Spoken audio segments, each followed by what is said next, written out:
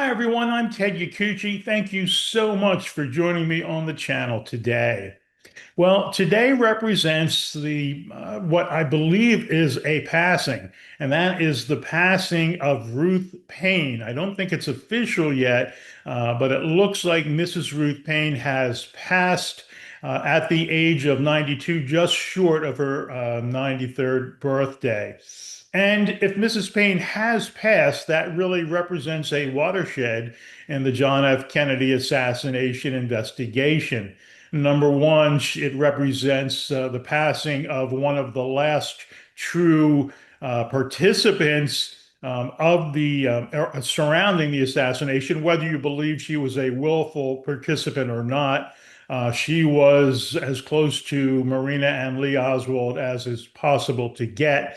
And number two, it also represents the possibility of more documents being released now that she's gone that would reflect some insight or some possible advancement in our understanding of the JFK assassination. Perhaps even tax records, which of course may lead to us understanding whether she was indeed, as I contend, an intelligence agent or not.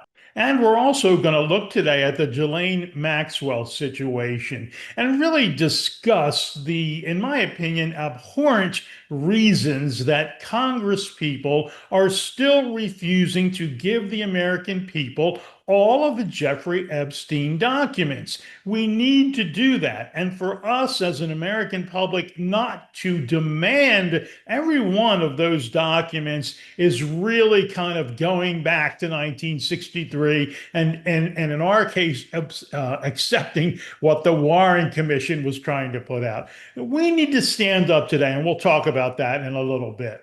One other thing I just want to mention before we get into it, if you happen to be watching this video on Wednesday, September 3rd, when it's coming out, or Thursday the 4th, please know that I'll be a guest on Len Osanic's Black Op Radio program, one of the real staples in JFK assassination research. That's at blackopradio.com, and that'll be tomorrow night, Thursday. So just to let you know that I'll be talking about a few of my previous videos on Len's show tomorrow night. Okay, let's jump right in now into a little bit more detail about the passing of Ruth Paine.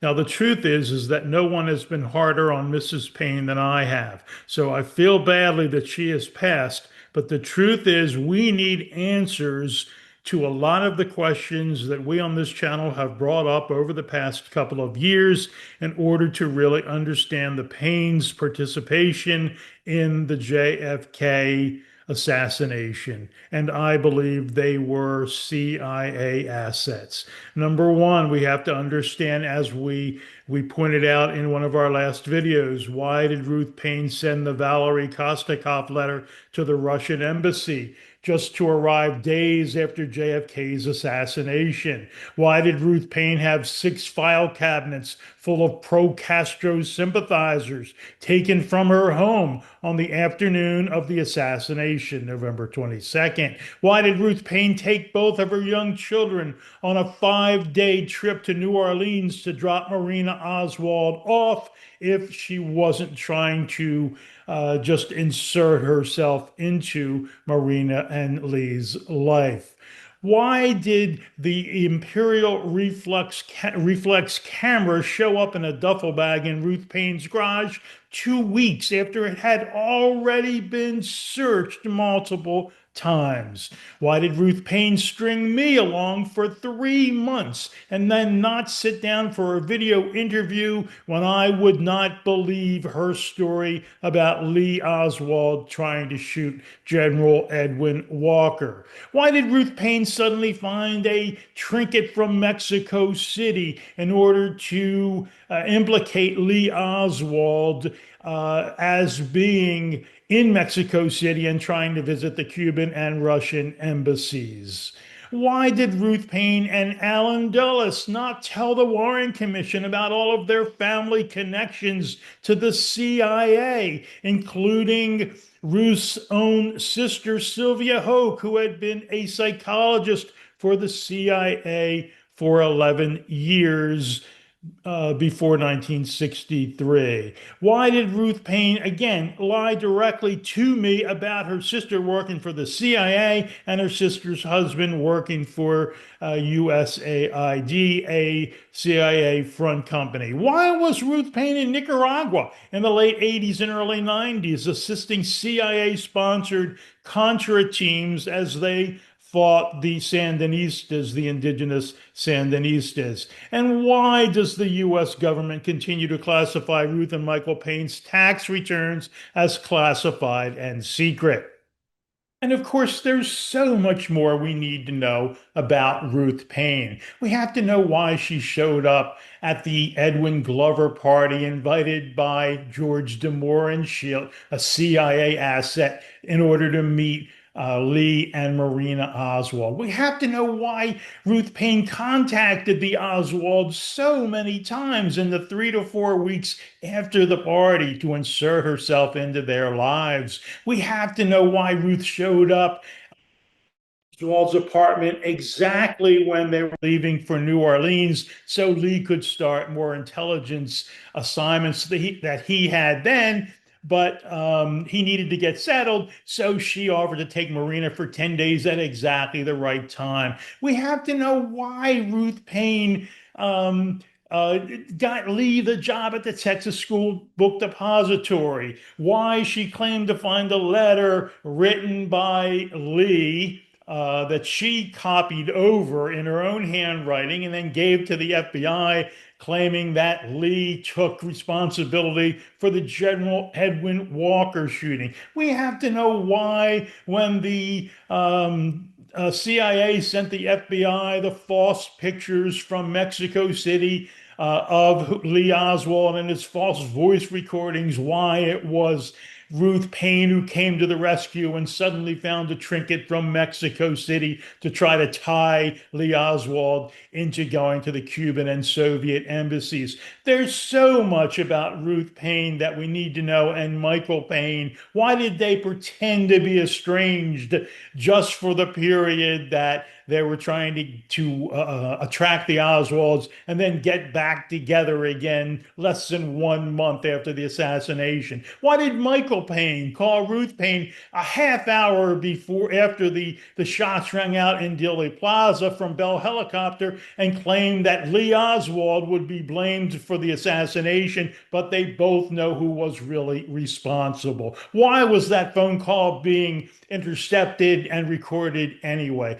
All of that stuff, all of those questions are answers that need to be provided to the American people. And maybe now that Ruth has passed, maybe some of them actually will.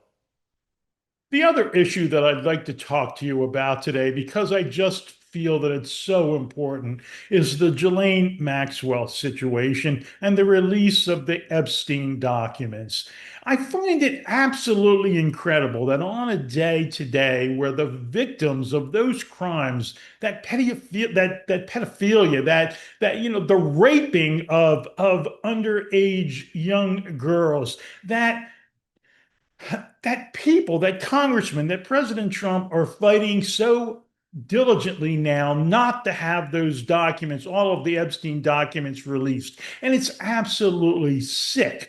These are the same people that were screaming to have the documents released over the last 1 to 2 years, isn't it?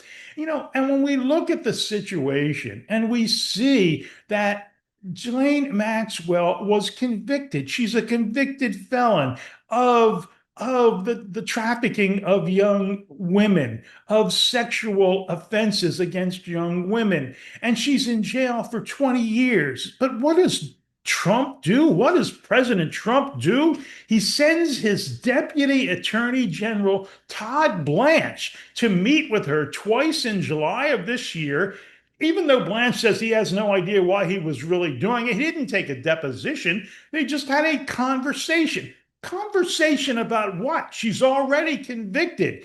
All they were doing was offering her a deal. keep your mouth shut and we'll take care of you. And they did. Immediately, they sent her to a much, much nicer facility for her to spend her time. And of course, we all know that the deal will now be that on the last day of the President Trump's presidency, he's going to issue her a pardon. There's no question about that. Why? Because he knows that if all those documents are released, he's going to be implicated in a way that is so serious that the American people are going to find so abhorrent that his presidency is going to be in deep trouble.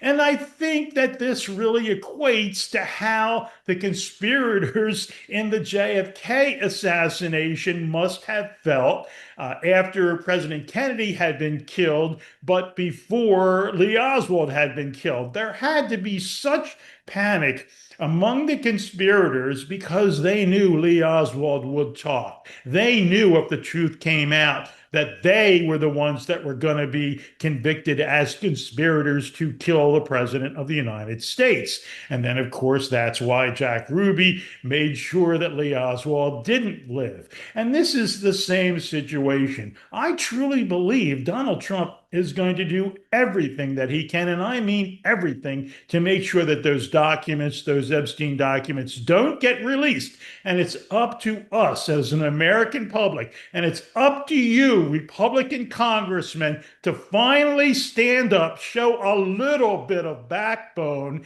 and insist that all of the Jeffrey Epstein files are released. Thank you so much for joining me on the channel today. I really, really appreciate it. Have a great night. I'll see you next time.